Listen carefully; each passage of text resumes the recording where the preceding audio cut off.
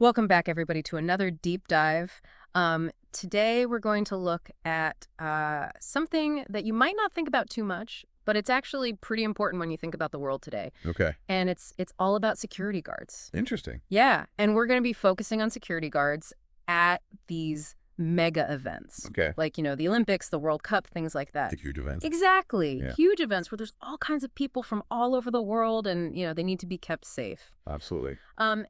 And the source material we're going to be looking at today comes from a chapter of a book that's all about event tourism and how it impacts communities. Okay. And what this chapter really digs into is the fact that while security guards are super important for these events, Right. the people doing this job Yeah. often have to deal with some pretty terrible conditions. Interesting. Yeah. So we're talking, low wages, we're talking exploitation, Yeah. and even the possibility of being bribed by terrorists. Wow. Yeah, it's kind of a dark side to these really bright and shiny events. That's like a contradiction. Yeah, like a total paradox. Yeah. So that's what we're going to try to explore today. Like, how do we reconcile the importance of these events Right. with the reality of how the people who are keeping them safe are actually treated? Yeah. That's a great question. And it's something that often gets overlooked. Totally. Yeah. And, it's like we expect them to be these, heroes and protect everybody, but We don't treat them that way. we don't treat them that way at all. So before we kind of get into the really difficult details of what these guards go through, Yeah. I think it's important to just kind of step back for a second and think about these mega events in the first place. Okay. Like, why are they such a big deal? Why do we even care so much about them? Well, I think sociologists have a pretty fascinating take on this. Oh, yeah. They see these events as these giant modern-day rituals. Rituals. Yeah, these events fulfill this need that we have as humans to come together, Okay. to share experiences, to, kind of let off some steam as a society. So like a global party almost? Yeah, kind of like a global pep rally. I like that. Right. Global pep rally, except with way more security. Exactly, with a lot more security. Yeah. And because of that shared experience, these events can create this sense of unity, this feeling of national pride. Right. Dion and Katz, these two scholars who wrote a book called Media Events, Okay. they argue that these events can even strengthen social bonds Interesting. and make people feel more connected to authority. Okay, so there's this unifying aspect to it. Yeah, there's definitely that potential. Okay. But of course, it's not all sunshine and roses. Right. There's always another side to every story. Exactly. There's always another side. And another sociologist, Sinelli, Okay. particularly in his work on the Rio Olympics, he points out that these mega events can actually be used to mask some pretty serious problems, Like what? like social inequality, for example. It's like putting a shiny veneer over the cracks, Right. creating this illusion that everything is great when it's really not. So it's almost like a distraction in a way. It can be. Yeah. Keeping us focused on these big flashy events while ignoring the real issues that are going on. That's one way to look at it. And that brings us back to those security guards. Right. Whether they're promoting this sense of unity or masking inequality, these events need them to maintain order and to keep people safe. Yeah. They're essential for these events to actually function the way they're intended. So they're the ones holding the whole system up. In a way, yeah. Which makes you wonder why they're often treated so poorly. Yeah, it is a good question. Yeah. Especially considering these events aren't just about celebration and unity. Right. There's also this darker side. Yeah. The fact that they're potential targets for acts of disruption. Right. You can't ignore that reality, unfortunately. No, you can't. It's a sad truth, but it's something we have to consider. Absolutely. So, why are these events so attractive to, those kinds of bad actors? Well, logistically, they're kind of an ideal target. Okay. You've got these massive crowds all in one place.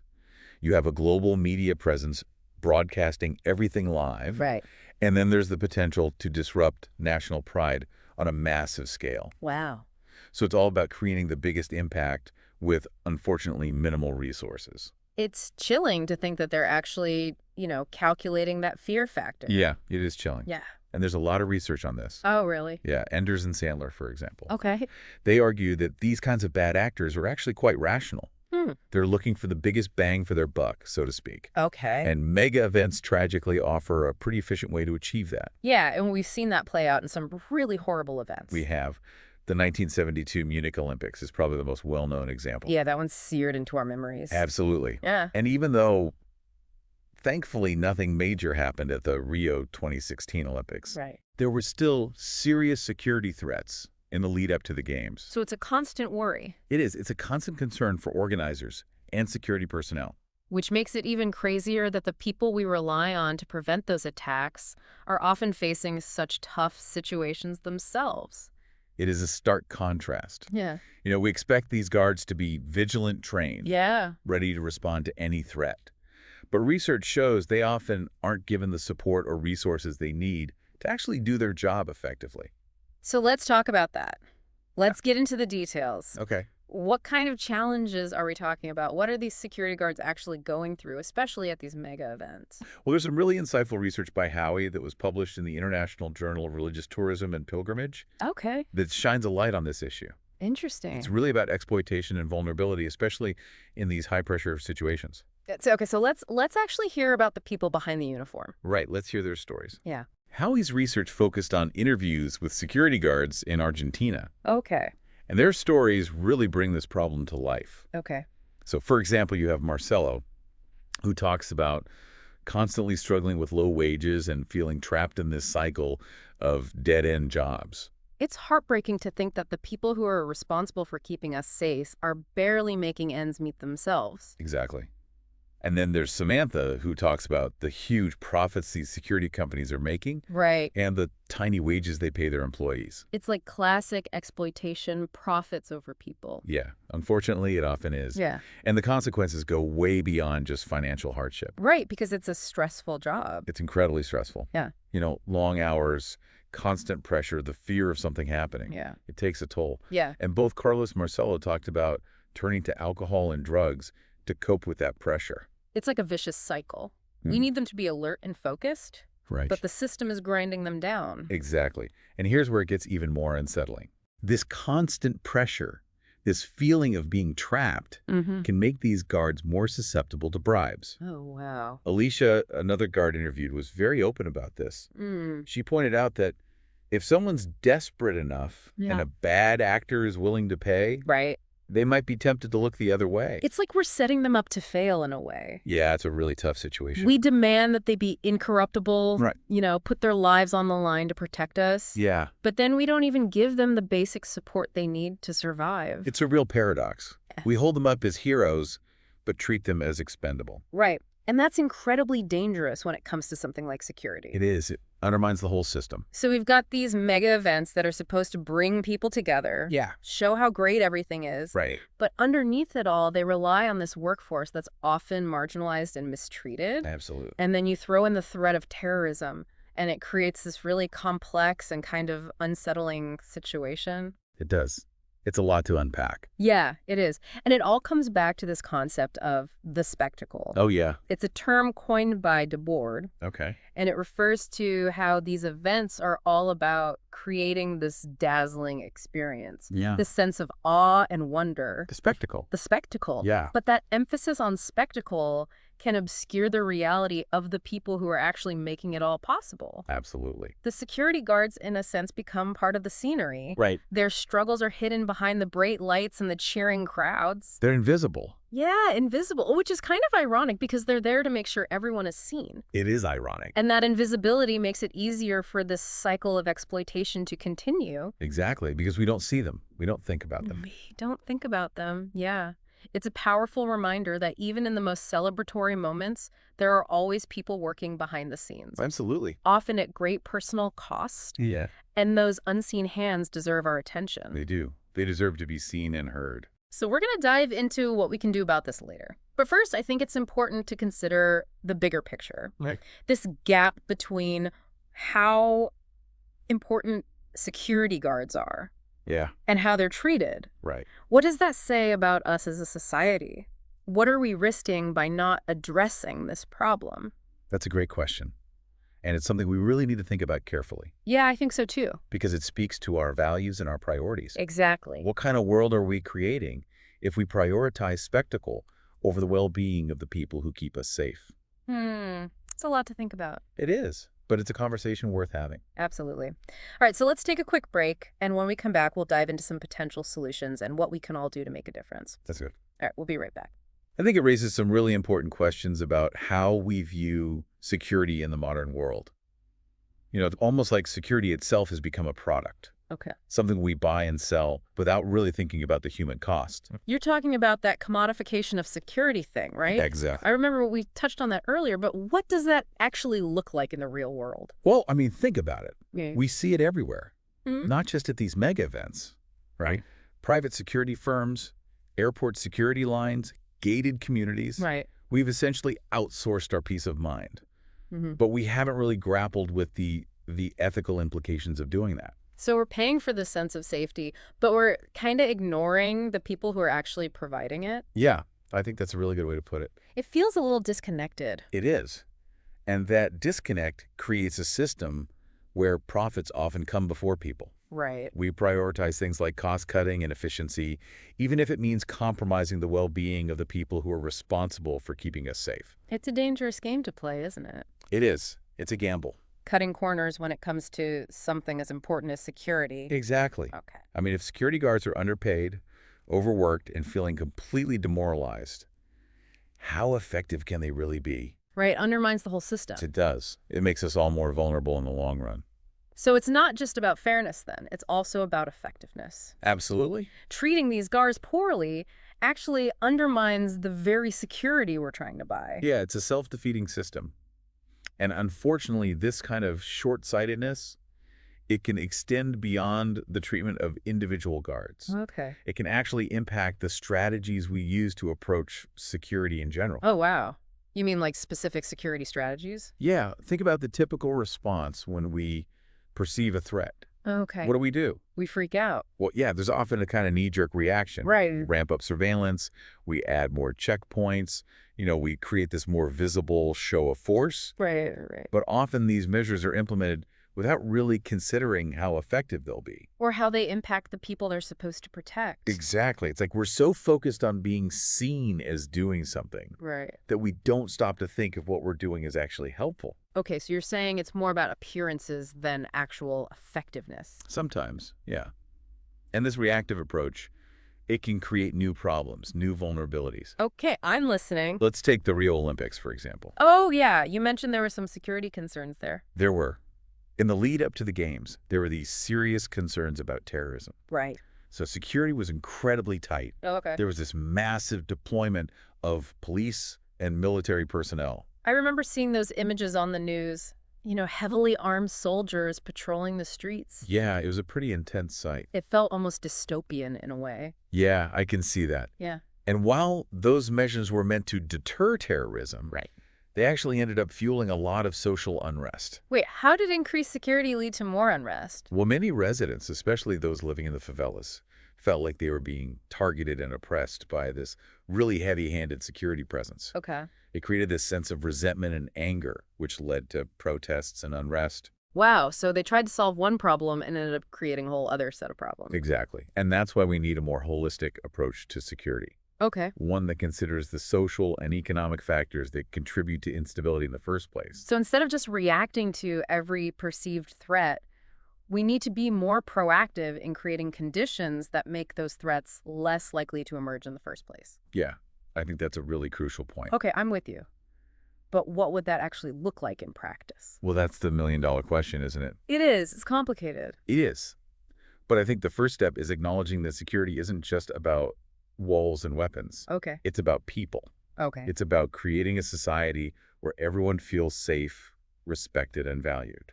That sounds almost utopian. Maybe, but I think it's a goal worth striving for. Okay, I agree with that. Yeah. So how do we even start? What are some tangible steps we can take, both in the context of these mega events and beyond, to improve the situation for security guards and create a more sustainable approach to safety in general? That's a fantastic question. Yeah. And while I think it deserves its own deep dive, Of course. I can offer a few starting points. Okay, I'm all ears. First, we need to tackle the issue of labor exploitation head on. Okay. That means making sure that security guards are paid a living wage, Right. given reasonable working hours, and protected from abuse and discrimination. It seems straightforward enough, but I imagine there's probably a lot of resistance to that kind of change. Oh, there definitely will be. Yeah. It would cut into those profit margins. Yeah. That's the bottom line. But that's where public pressure comes in. Right. We need to hold these security firms accountable and demand better treatment for their employees. Okay. And as consumers, we have a role to play too.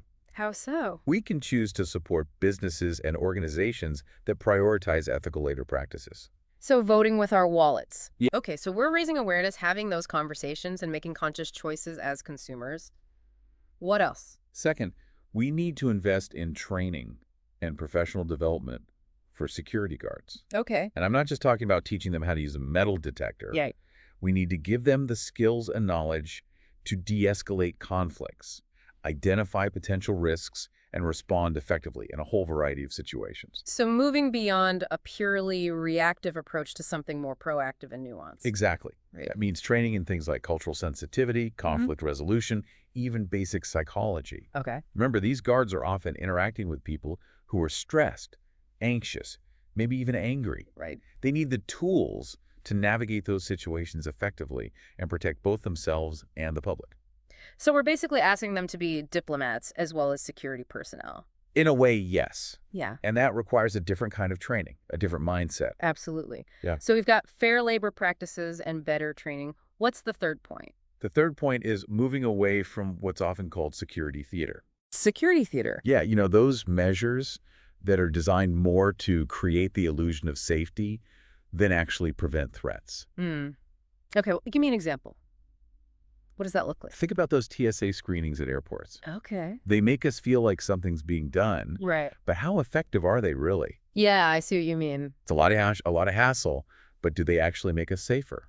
It's about substance over spectacle. Exactly. We need to invest in security measures that are evidence-based. Right. Measures that address the root causes of threats rather than just creating a big performative show of force. So shifting our focus from reacting to every perceived threat to actually understanding what's causing those threats in the first place. Exactly. It's about moving from a reactive to a proactive approach, from a mindset of fear to a mindset of understanding.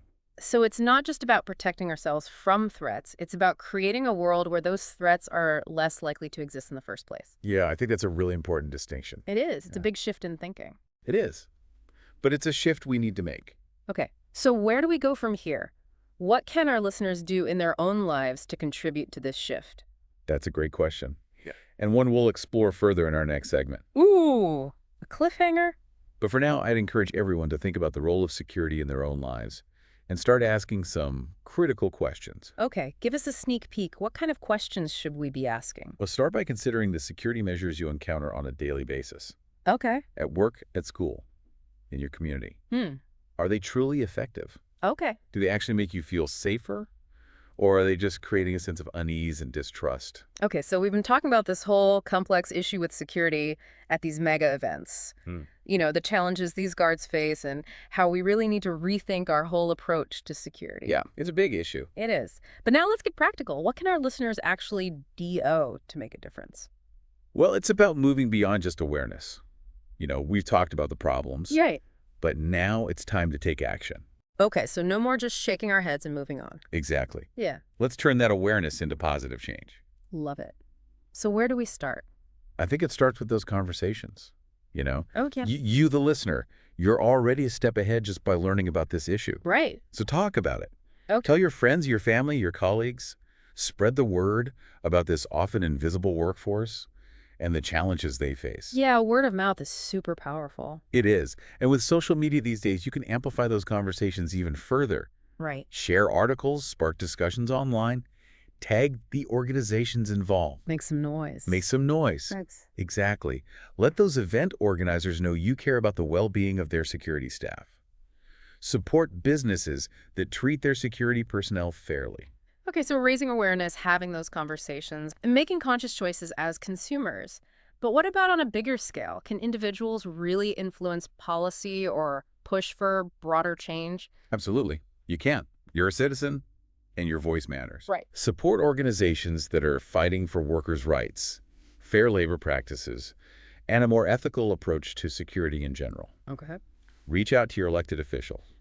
Let them know this issue is on your radar. So it's about being an informed and engaged citizen. Exactly. Using those democratic tools we have to good use. Right. And sometimes it feels like those things don't make a difference. I know what you mean.